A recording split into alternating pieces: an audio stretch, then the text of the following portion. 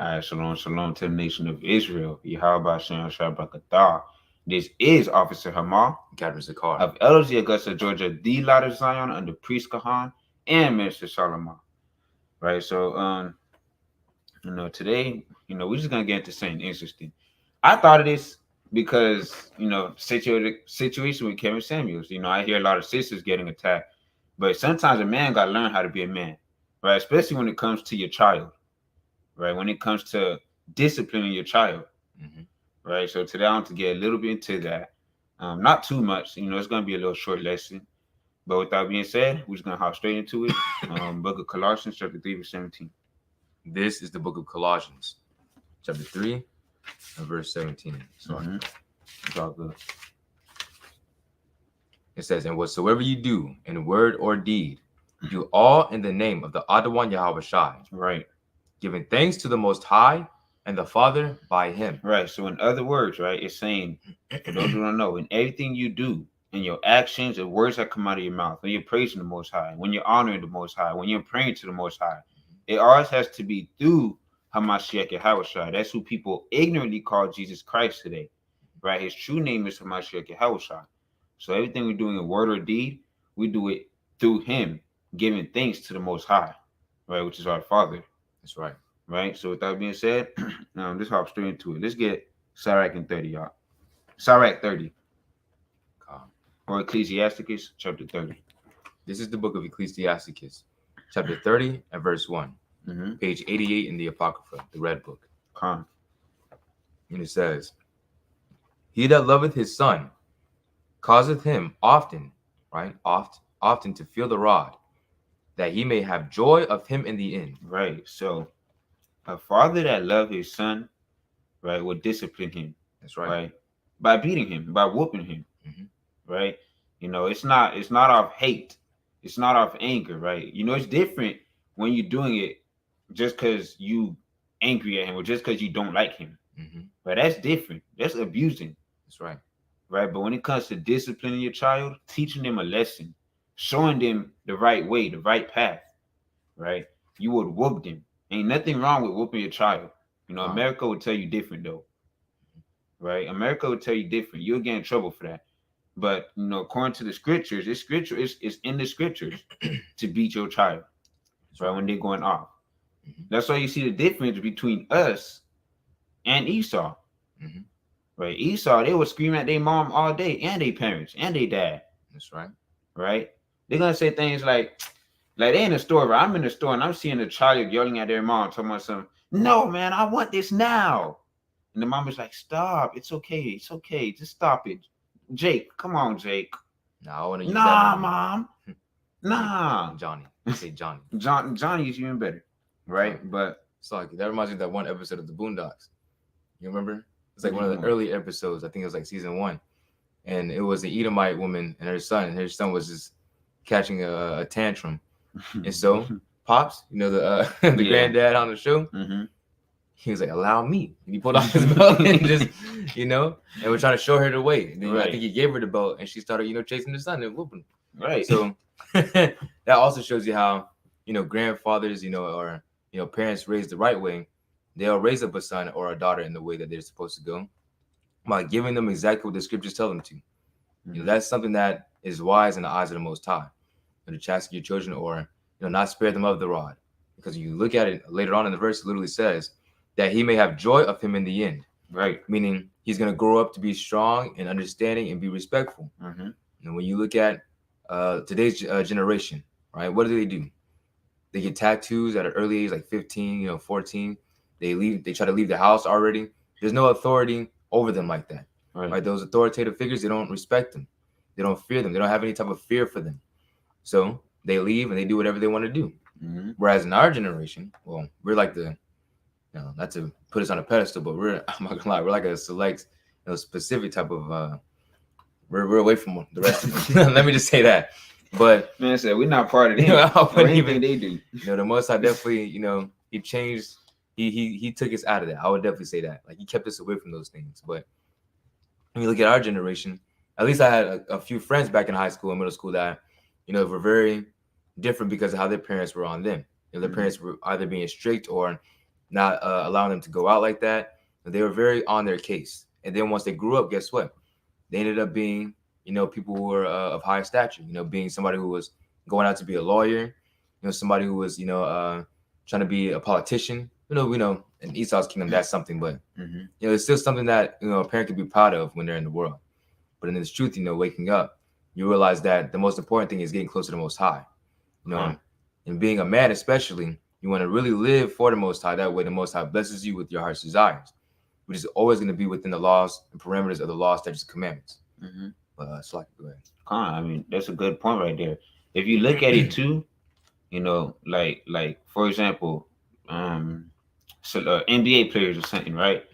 It took a lot of discipline. Like, okay, for example, if you're playing basketball, you would know, right? But us basketball players would know, right? When you playing basketball and you make a mistake, the coach, he would have you run a lap, right? Yep. He'll punish you, make you hit some push-ups or do something like that, right? But it's to help you. Right. It's to build you.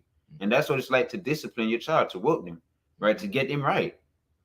You know what I'm saying? I don't know about y'all, but I used to be scared of whooping, right? That really helped me a lot. No idea. Right? No idea, right? I'll have stories for days on that. But Con, you could keep reading. Con, the book of Ecclesiasticus, chapter 30 and verse 2. He that chastiseth his son shall have joy in him, and shall rejoice of him among his acquaintance. Right. So, that's a good thing, right? You would have friends, you have families. They see that you have a good child. Yeah, so you could brag about him. You could talk about him. Right. That's why when you discipline your child, you don't give them freedom, the freedom they want. You don't let them do what they want to do. You don't let them roll over you. Yeah, or you don't let them roll over you like they do today. That's right. Right? But you had a precept? Come, this is the book of Proverbs, chapter 23, and starting at verse 13. Withhold not correction from the child. Right. So it's it's important to hold not correction from your child. They do something wrong, correct them. Right? Marie? So I got a point on that.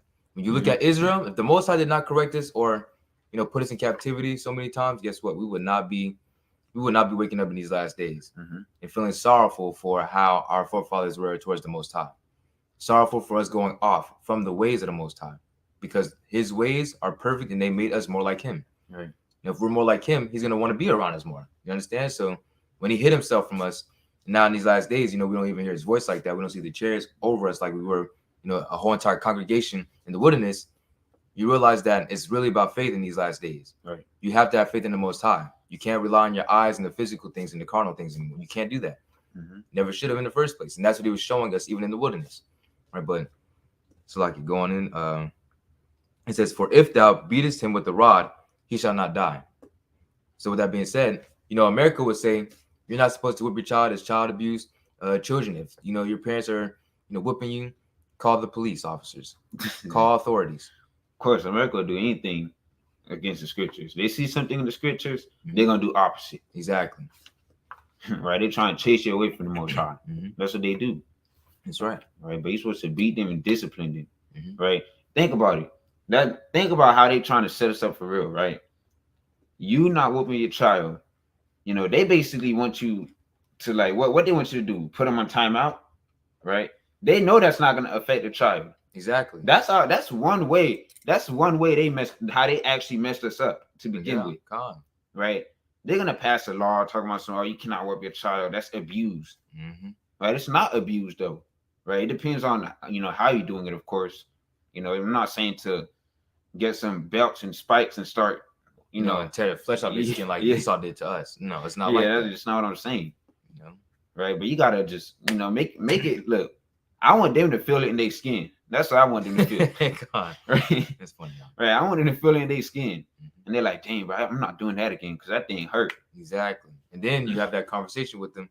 Because I remember I used to get talked to. And it wasn't just me. And I can, like you said, stories for days. There was a time where my father would whoop all of us just for one of us making a mistake. So, when you look at Israel, you talk about, Joshua, that's exactly what the Most High did in that situation as well, if anybody remembers. So, the Most High was using my parents, even though they were in the truth at that time at all. But the Most High was using my parents for me later on in life to realize, wow, the Most High really instilled it within them. And now when I read the scriptures, I see him and what they were doing, if that makes sense. Right? That's why you got to fear your parents. Of course, it's not in the same exact sense that you fear the Most High Yahawah, but you still fear your parents to say, all right, I know I can't do this because I may get a punishment for that, or this and this and that. It's the same thing with the Most High. If you love the Most High, you're going to show it through your actions. If you fear the Most High, you know that wisdom is going to creep in, because it'd be a wise thing not to make the Most High angry. You know what I mean? So when you think about it in that aspect as well, it's always deeper when you read the scriptures, especially when it comes to your parents. This is why you're not allowed to curse your parents, even slap your parents, harm them in any way like that. You're not allowed to. Imagine fighting the person or the people that brought you into this world. The Most High used them to bring you into this world. Right. That's going off. It doesn't even make any sense. You feel like you know more than them. You got bigger, you got taller, and you just force yourself over them. No, it's not supposed to be like that. So we got to really fear the Most High and realize that the Most High is watching everything that you're doing, everything that you're saying, how you're moving towards your parents or your great-grandparents, your grandparents, everybody, or your elders. What's like? Go ahead. Come on, was that on that? Law, verse 14. Thou shalt not beat him with the rod, and thou shalt beat him with the rod, and shalt deliver his soul from hell. Right. That's how you deliver his soul from hell. Come. That's how you save him. You're saving a soul right there when you're actually beating him. That's right. Right. When he go astray, he going like that's hell right there. Seeing our people go through hell, and that's a condition we're going through. Exactly. We're just talking about hell. Let's talk about a condition, a bad condition. Right. And that's the way we don't want our child to go. That's right. That's how we save them from hell. We save them from going in a bad condition, a bad way. Right. We gotta grow them. We gotta work them to help them grow up and discipline them as a man. Right. That's how you're supposed to raise your child. Right. But back to 7:30. Right. That next verse gonna help also prove the point I was trying to say. This is the book of Ecclesiasticus, chapter 30 and verse 3. He that teacheth his son grieveth the enemy. Whew. Right. So he that teacheth his son grieveth the enemy. Right. That goes back to the point I was proving, right? Our enemies, they know what they're doing. Exactly. Right. They're gonna be like, don't whoop your child. That's abusive. That's abusing. Right. But then if you actually discipline your child, and they grow up they get jealous. They get mad, like, dang, bro, like, I don't like the way. Look at them, bro. Look at these Israelites.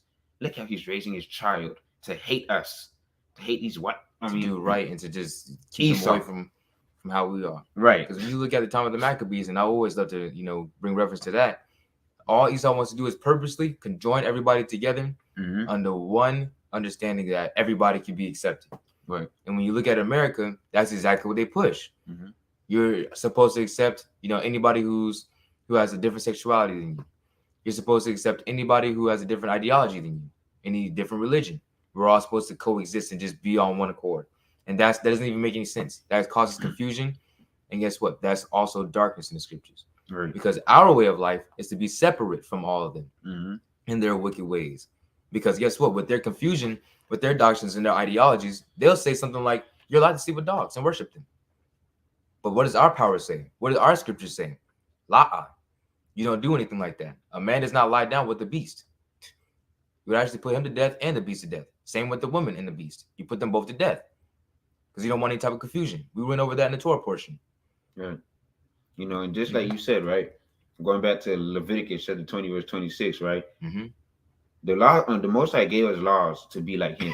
The Most High the closer we are to the Most High, the more we are like into the Most High, right? The better of a person we are, the more wisdom we would grow, knowledge, understanding, the better we are, right? So if the Most High disciplined us for going off, you should be able to discipline your child because of what they went off. More like the Most High. More like the Most High right there. Right? That's you trying to be like the Most High. That's right. Right? The Most High is teaching you this, right? To be more like him. Because that's how the Most High rock. Right? The Most High is not a weak man. That's right. The Most High is not weak. The Most High is a man of war. That's right. And that's how we're supposed to be. We're supposed to be a man of war. We're supposed to be ready for war. Right? I mean, it's like when you look at how the Most High, had to really deal with Israel because of how off we kept going. The Most High had to chasten the people that he loves.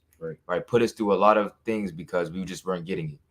And then after a while, you get tired of captivity. So you start, praying to the Most High and being humble again. But the thing is that the Most High already knew it was going to be on a cycle. So he put us in captivity. We shout out for him.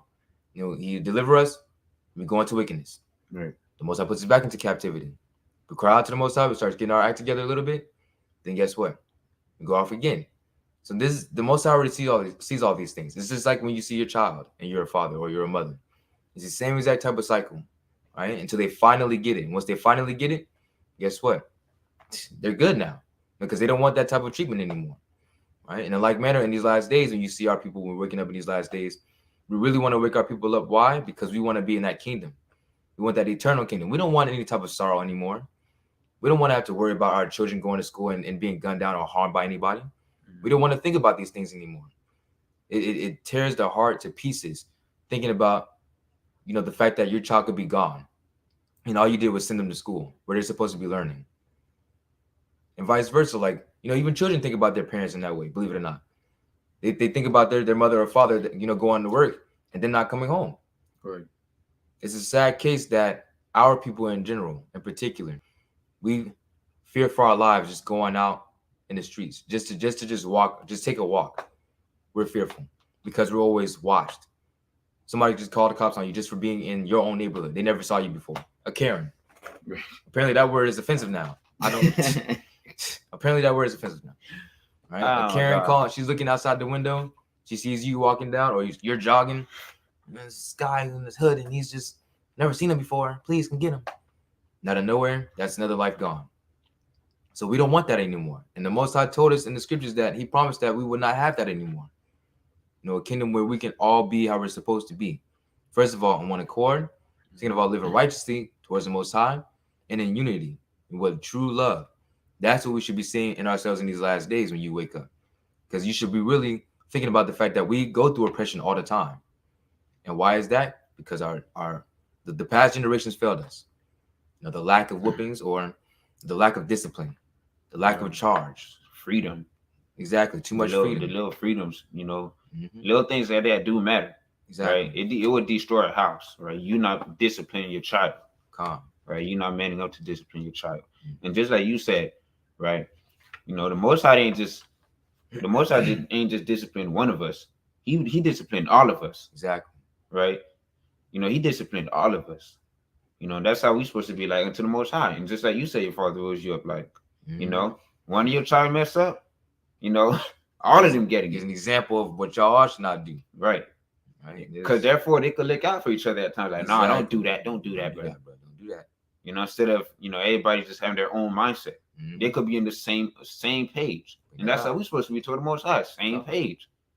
It's a process. It's actually a process we're going through right now. Mm-hmm. Verse 4?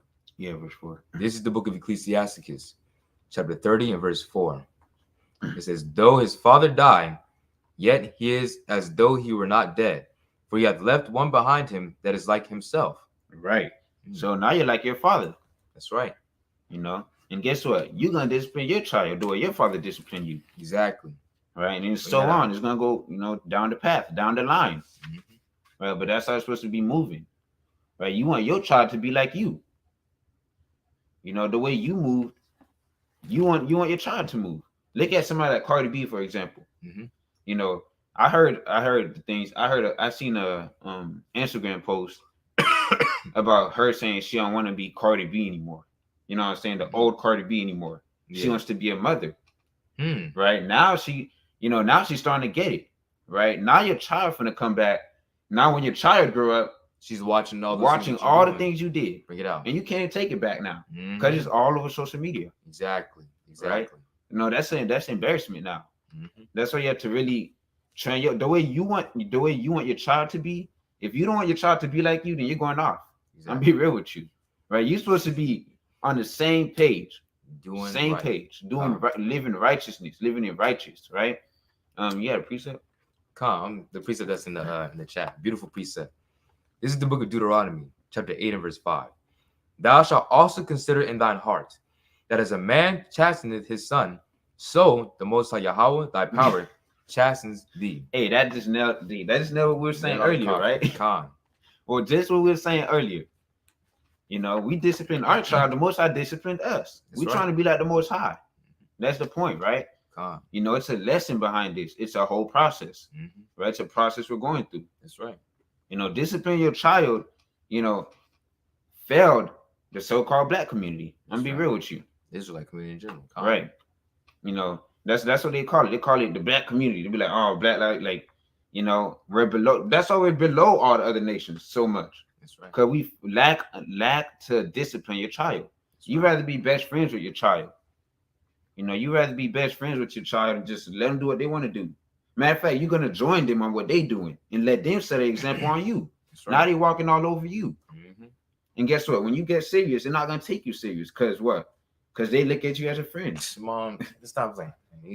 Right. Ain't really nothing. But you still have to have that, like I said, that fear or respect for your parents to not, make those decisions. Any type of wicked decision or a decision that may, have them disappointed in you and what you've been doing with your life, right? But it's like verse 5. Kind of wait, hold on one second. Get the Proverbs 22 and 6 one first. Right, these are the Proverbs 22 and 6. This is the book of Proverbs, chapter 22 and verse 6. Train up a child in the way he should go, and when he is old, he will not depart from it. He will what? He will not depart from it. You train up the child the way you want him to go. Mm-hmm. He will not depart from it. That's right. Right. Look at not Lonzo Ball.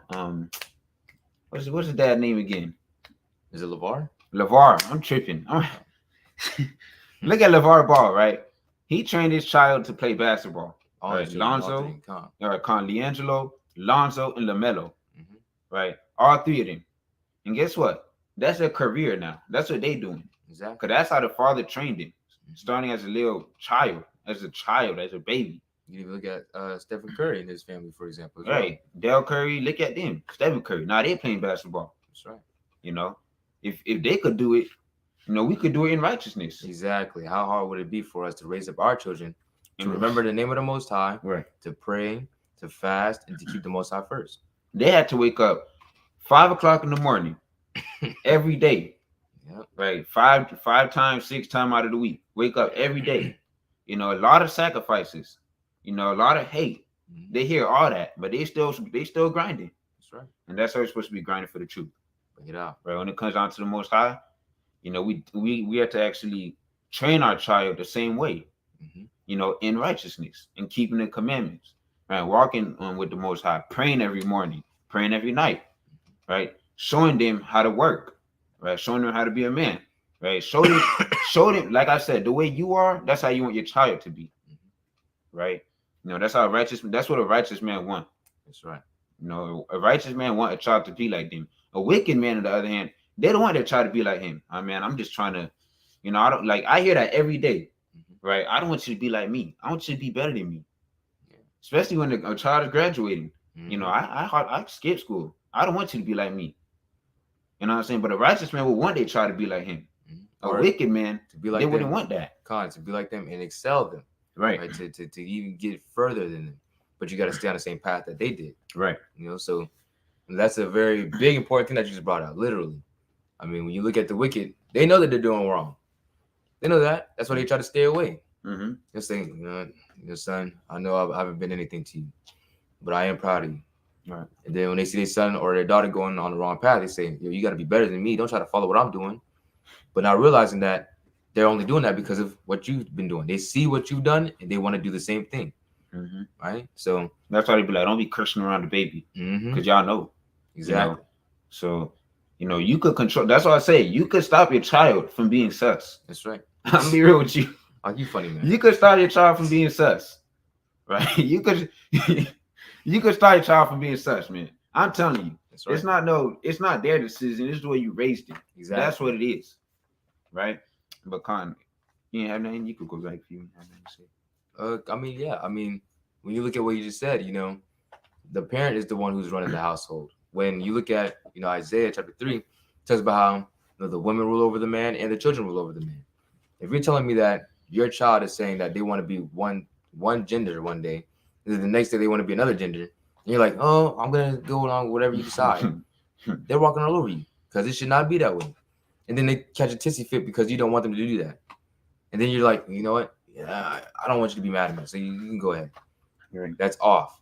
You as a parent should be that authority to them, to show them the right way to be. And for America to continuously push all that confusion on our children, because now they're attacking the children 100%. No one can even doubt that.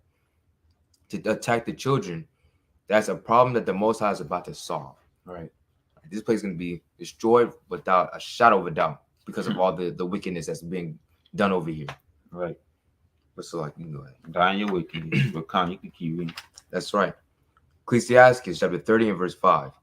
While he lived, he saw and rejoiced in him. And when he died, he was not sorrowful. Right. You know, when he died, he's not sorrowful. Right. As he lived, you know, you raise him the way you want to raise him. You're going to be proud of him. That's right. Right. Like a proud father, like a proud mother.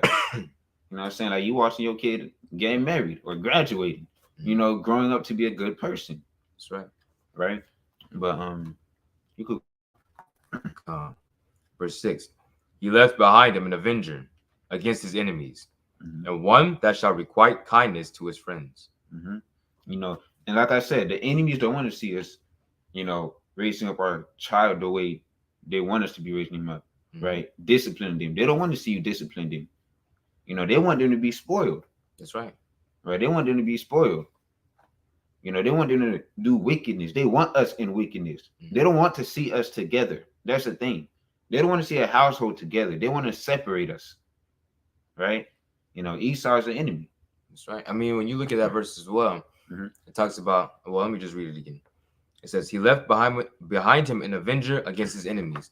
This is one of the reasons why our enemies always kill the sons. They kill the sons because the sons will grow up hating their enemy and doing what? Taking vengeance against them for what they did to their father or their grandfather or their great-grandfather. And, you know, when they do that, guess what? Then all they have is the woman. They get to marry the woman, take the woman, ravage the woman, do whatever they want to the woman. This is why it's important to have sons, right, that will rise up to avenge their father's death or their mother's death. Or it's even more important to have that father figure, right, in a man's life, because then he shows him the way to be. You got to be a man. You got to gird up your loins and be a man. Take responsibility, take charge, and actually lead and make sure that you're doing the will of the Most High. Right. So like that's it. You can hear it. Verse 7. He that maketh too much of his son shall bind up his wounds, and his bowels will be troubled at every cry. Right. That's why he's saying spoil your child. You know, if you spoil your child, or you let them do what they want to do, go out when they want to go out, come home when they want to go home. You know, they go to, like, you know, the little things, right? You know, you finna learn from it. That's right. That you finna see it's a mistake and you finna regret it, and that's not what you want. You don't want no regret feelings towards the way you raise your child. Right? That could be the worst feeling ever. That could mess you up mentally. That's right. Right? But read. And horse not broken becometh headstrong, and the child left to himself will be willful. Right, and they'll be hard-headed, willful too. Right? They feel like they could do whatever they want, and whenever they want, however they want to do it. You know, it's like they don't got nobody over them. That's right. No fear. You know, they just go out, hang out with whoever they want to hang out with. You know, they break whatever law they want to break, whether it's the law of America or whether it's the law of the Most High. Right? They feel like they could do anything. Right? And then they in prison next thing you know. Or even worse, the Most High would give judgment, heavy judgments on them. That's right. Right? They go out doing wickedness. Next thing you know, they're in the grave. Right? Now that's gonna be the worst, you know, that's gonna be the worst mistake you ever made. Right? You know, that's gonna hurt, right? But read. Verse 9. The book of Ecclesiastes, chapter 30 and verse 9. Conquer thy child, and he shall make thee afraid. Play with him, and he will bring thee to heaviness. Right. So you said sometimes, you know, I'm not saying you're not supposed to play with them at all, you know, because that's your child, right? But you can't always be playing with your child. Right. Sometimes there's a time where you got to get strict with them, where you got to get bold with them. Austere. Right. And there's a time where it's just, you know, this is my child, you know what I'm saying? You could give him a hug, etc. Show love. Right. There's a time for everything. Right. But if you always just playing around with them, then, you know, at this point, they're just going to look at you as a friend. That's right. And they look at you as a friend. That's the wrong thing. They're going down the wrong path. And you're going down the wrong path. But read. Verse 10. Laugh not with him, lest thou have sorrow with him, and lest thou gnash thy teeth in the end. Right. So like I said, You shouldn't be laughing with him at all times. Right? When it comes down to sad moments, it's okay to cry. Right? Yeah. It's okay to cry. Right? It's okay to play at times. There's a time for everything. When you read, especially when you read Ecclesiastes 3. Ecclesiastes 3, right? There's a time for everything. Right? Under the sun, there's a time for everything. That's right. All right. We read.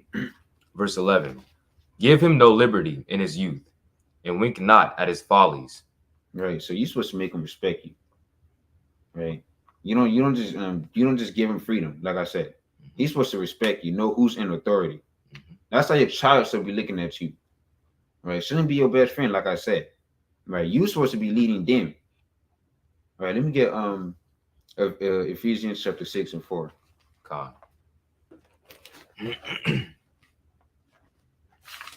Hope that's one I'm looking for.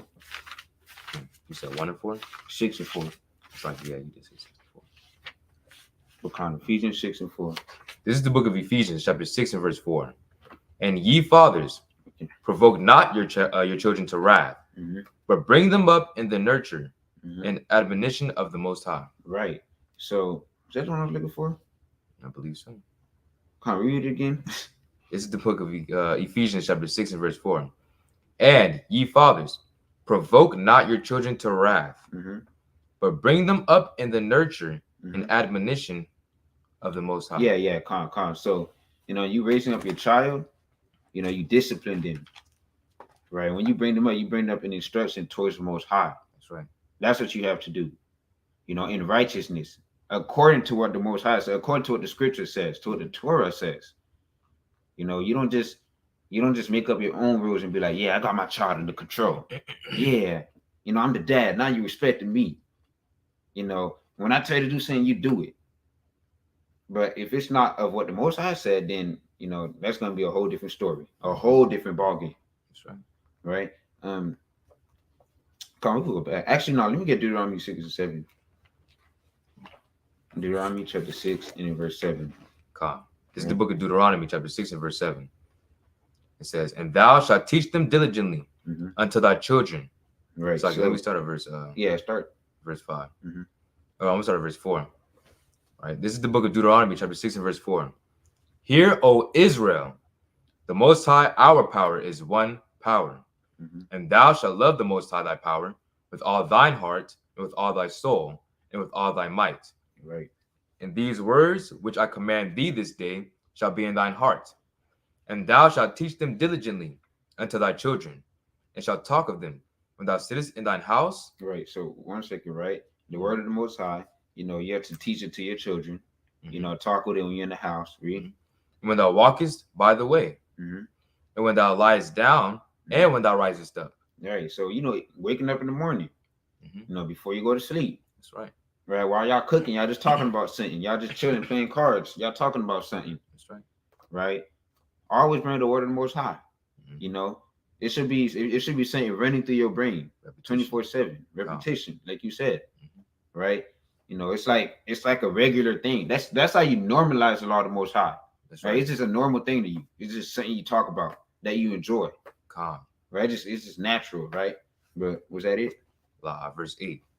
And thou shalt bind them for a sign upon thine hand, and there shall be as frontlets between thine eyes. So, even when you have like a bracelet on or something, right? It's just talking about the word of the Most High, right?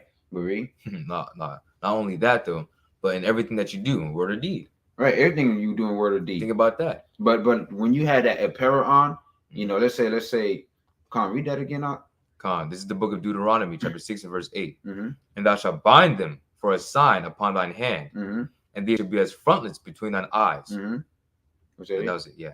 Oh, that was it. But everything you're doing in word or deed, even the clothes you have on, right? It says, oh, the law of the Most High, right? Something between your arms or something, or even a headband you have on, right? It's just a normal thing. It's normalized, right? To always keep the law of the Most High, right? The law of the Most High is something you should talk to your child about. If you're not talking about the law of the Most High to your child, then I don't know what you're teaching them at this point. You're teaching them the opposite of what you're supposed to be teaching them, right? But was that it? Verse 9 is the last one. and thou shalt write them upon the posts of thy house and on thy gates. Right. So it should also be written in your house. Right. In my room, I know I have the 10 Commandments up. I know you have it in your room. We just, it's something it's supposed to be written, right, in front of the door houses, in front of the house of in front of the gates, in front of the door to your house, even the carpet on the ground, right? Instead of saying welcome, it's like, oh, Shalom. Law of the Most High, shalom, or something, something like that, right? It's just something we're supposed to normalize it in our household when we have a child, right? But Con, I think that was pretty much. Oh, was that Ecclesiastes 30? Like a few more. We left off at 11, right? This is the book of Ecclesiastes, chapter 30 and verse 11. We read that again. Give him no liberty in his youth, and wink not at his follies. So whenever your child also goes off, right, you don't wink at it and just let it. It was a mistake. Yeah, no. If your child is doing wrong, you got to get on your child right then and there. That way you cease that, you cease that corrupt spirit and that corrupt mindset, right, or corrupt ideology. You have to crush that. That way they stay on the path of righteousness, right? So just an example, something very simple. I would say that's about it. Oh no, 13 was where I want to end it. 13. All right, Khan. What about to say? Yeah, 13. Verse 12. Bow down his neck while he is young, and beat him on the sides while he is a child, lest he wax stubborn and be disobedient unto thee. Right. And so bring sorrow to thine heart. Right. Like I said, that's basically what we were saying the whole time. That's right. Right. You have to discipline your child. It's in the scriptures to discipline your child. That's right. Right. Read. Chastise thy son and hold him to labor, lest his lewd behavior be an offense unto thee. Right. So basically, again, hitting the point that we've been saying the whole time. Right. Discipline your child is scriptural, right? That's one way for us to stay together. Believe it or not, that's something small. Like that's something small we could do that could help us big time. That's right. Right? It's by actually raising up your household in the correct way, raising up your child in the correct way, right? Discipline, teaching them what's right and what's wrong, and etc. Right? Those things are important when it comes down to us, to the Hebrew Israelites, right? To us Israelites. That's right. We're supposed to be keeping the commandments, teaching that to your child every day. They're going off, discipline them. Nothing wrong with disciplining them, right? I mean, of course, we're in Babylon, so it's a different story. But, you can find your way to discipline them. Trust me, right? Funny, because I know I grew up being disciplined, right? I know I grew up being disciplined. That changed me a lot. That's right. Right. My mama used to always tell me things like, "Oh, don't smoke," growing up. And that stuck with me for the longest. I've been peer pressured so many times, but that stuck with me for the longest. I was a little child and I didn't know what was going on, right? And I'm being peer pressured, believe it or not, as a child, right? But guess what? I was like, my mom told me not to do that. So I ain't do it. It saved my life. I could have been going off. It could have led me to a whole different path, right? So when it comes down to the disciplining your child, it's of the Most High. Right, it's in the scriptures, something we're supposed to be doing. And like I said, Kevin Samuels, he was teaching us how to stay together. That's all, how to stay together. Some things he was saying was kind of off, not according to scriptures. But a lot of things he was saying, is trying to keep us together, right? Keep a family together, right? Some of them was, pretty powerful, right? He's just bold with it, right? And we're supposed to be bold too. That's right. Bolder than him. Right, but any news out? Calm. So, that being said, we forgot to put the cash up. I thought about it, but it's cool. We can do it most. But Pentecost is in June the 5th. Any questions on that? Hit up the description. Your number should be down there, or Captain number 1. That's right. But that's pretty much it. So, with that being said, I'd like to give all praises, honor, and glory to the Most High through His only begotten Son, Yahawashi. Till next time, Shalom, Israel. Shalom, Israel.